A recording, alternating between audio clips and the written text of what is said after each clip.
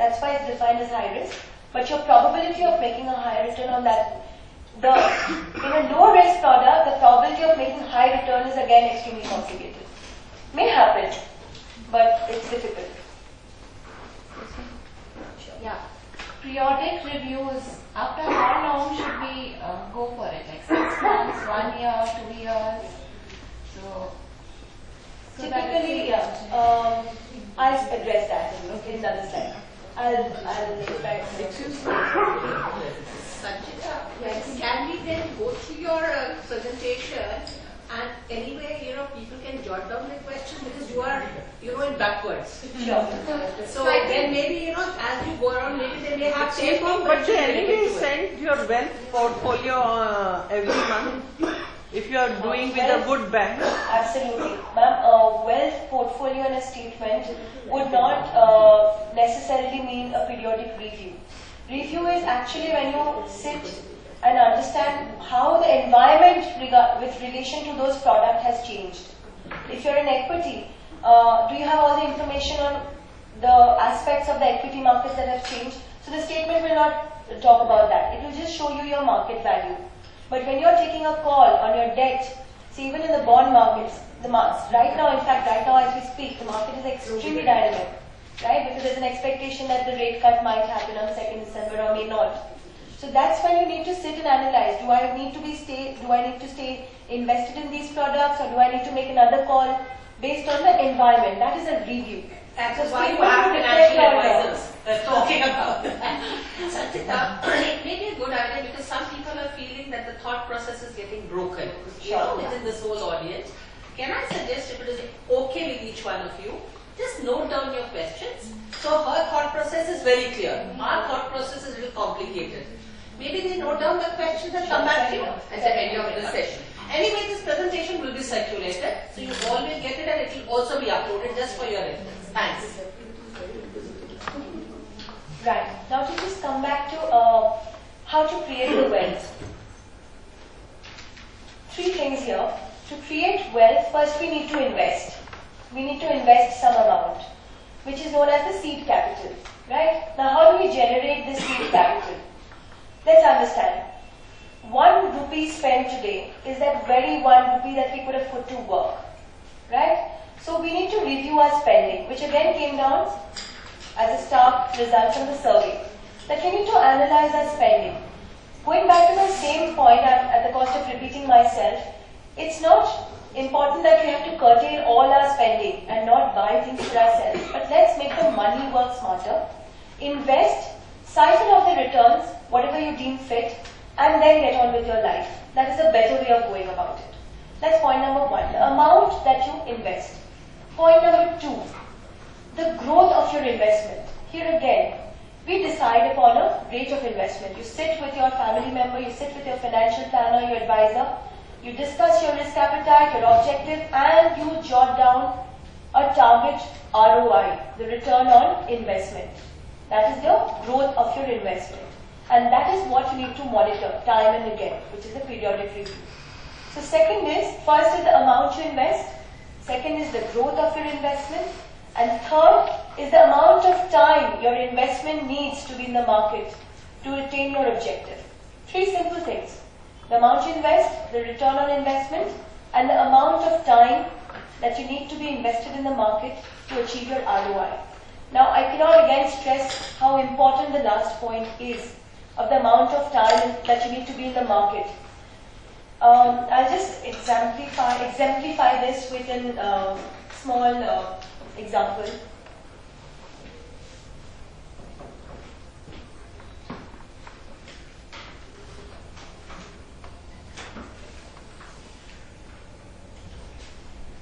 Apologies for my handwriting.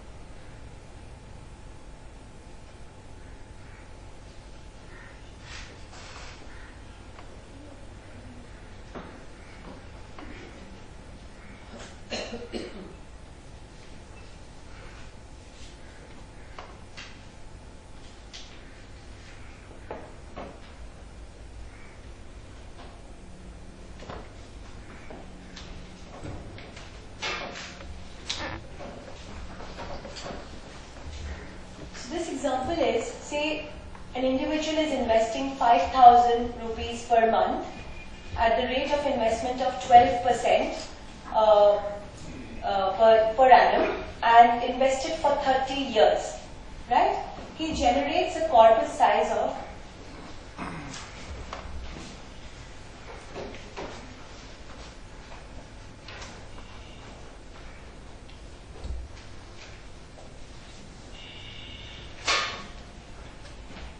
He generates a corpus size of 1.51 crores after 30 years, right? Now, he makes three changes, either any one of the three changes. If he reduces the return on investment to 9%, that's option A. He's reducing it from 12% to 9%. Option B is, he may choose to reduce the amount to 3,000 per month. He does not put 5,000 a month, he puts 3,000 a month. And he reduces the tenure of his investment to 25 years, from 30 years to 25 years. Which of these options do you think would make more money for him? He reduces the tenure from 30 years to 25 years. Which of these options would make the least money for him?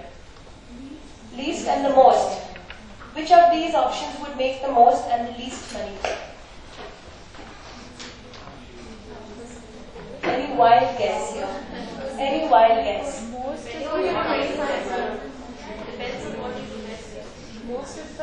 The investment is fixed. I'm assuming that he had invested for 30 years at 12%. It doesn't matter. It's fixed. Given that this is a fixed 12%, he's getting it guaranteed. But he reduces it, the option A, to 9%, guaranteed for 30 years. And the next option is he doesn't put in so much amount, he just puts in 3,000 a month at the same rate of interest of 12% to 30 years. And the third option is the rate of interest is 12%, he puts in 5,000 every month. But the tenure has been reduced to 25 years. It's no longer invested for 30 years.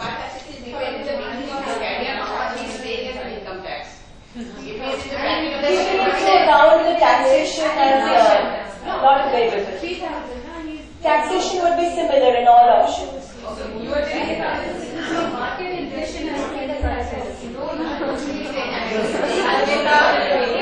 Your financial advice, I guess, will work here. Ladies, let's look at what she has to say.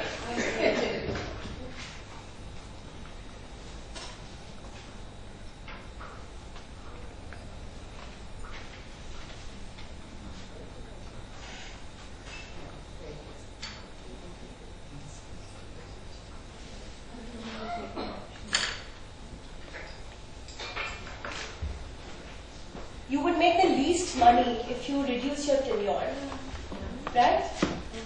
Now, why would this happen? You would make the least, absolutely. She said the right thing. You do not benefit from the power of compounding. You've foregone the last 5 years was the most critical. It does not matter even if your rate of interest has come down. It doesn't matter even if you reduce the amount, right? If you forego the last 5 years of the time in the market, you make the least money. Because absolutely, this is the power of compounding, what is known in finance parlance as the power of compounding. So the idea is you have to start investing early. You have to start investing now. Because when you do that, you actually benefit. Your money actually makes more money on its own. It's a smarter way of investing because you automatically benefit from the power of compounding. You know, as young people, when we just start off with our careers and initially, and we get a surplus and we are overjoyed at the first salary that we are getting and salaries after that, we are very tempted to get into a lot of lifestyle products in terms of bigger cars, fancier clothes, mobiles, all of that. And we forego the first critical years of investing. Now once we forego that, obviously the seed capital gets affected. Because you're not making that corpus, you're not investing, you're not benefiting from the power of compounding. Having said that, it's always best to start early because then your time in the market automatically works for you. Here I've divided the slide into 2 life stages of wealth. This is again very, very relevant for all of us. a wealth creation stage when you're just starting off to invest and you need to create that wealth for yourself, and a wealth preservation stage. Now that you've created your wealth, can you sleep easy on it? You need to preserve it. You need to periodically review it, maintain it, and preserve it, such that you do not have to work to have that lifestyle. That is the whole objective. At the wealth creation stage, again I go back, I cannot harp more on this point because it's very, very critical. The power of compounding. Start early, be disciplined, be objective, keep it very simple. 1 lakh invested today will be 16 lakhs after 20 years at a rate of return of 15%. The power of leveraging, again, a lot of us do not understand. We are very averse to taking a loan. We feel that, loan incurs debt. Why get into it? I have my own money, let me just go and purchase. I will not incur a debt. We hear horror stories of developed nations who have gone into a leveraging spiral and it's not worked out well for them. But the power of leveraging, again, is a very important thing that we need to understand. Borrow effectively. Borrowing is not about additional liquidity, it's about greater efficiency. 1 lakh own capital plus 1 lakh borrowed capital is 2 lakhs of investable capital. You may not need this money, right? But because you have a good income, you have good credentials, the bank likes the kind of work that you're doing, they're willing to give you a loan. If you feel that the cost of funds is adequately low and your return of investment is higher, why not leverage it one time with one roll and double your income on that? So that is the power of borrowing. Again, it's a very intricate subject in terms of how you go about it, what are the cost of funds, whether you're actually making an arbitrage.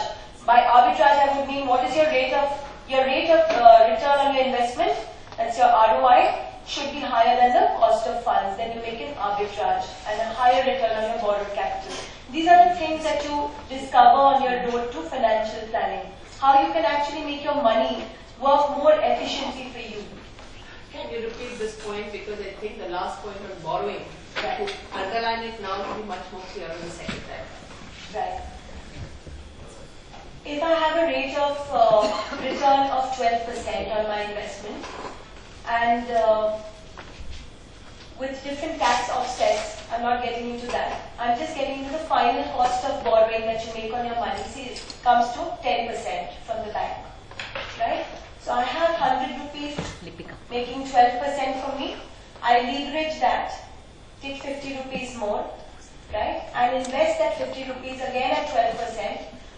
I'm paying a 10% on that 50 rupees, right? But I'm making a 12%. So overall, I make 12% on my 100, plus I'm making a 12%, 2% on my 50, because I'm paying back 10% to the bank.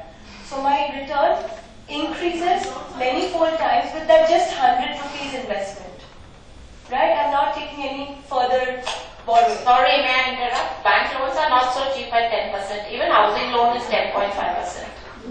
Borrowing rate is usually more, isn't it? Borrowing rate is usually Not more necessarily. There are You know, it arbitrage. sounds easy when you say it, but it's not. Why don't you give an example, just rub it off, Actually, and go by the actual rate of example. Let's say you have differential rates for housing and you have differential rates for business, right? So you go by the prevailing rate. Say 10% doesn't work out, maybe it works out at 12%. Maybe it works out at 11%. Whatever. But let's assume a higher side. Okay. Please come to HSBC, by the way. We can do any Expectation has to be taken into consideration when you are talking about Our goal was that- That's what she said.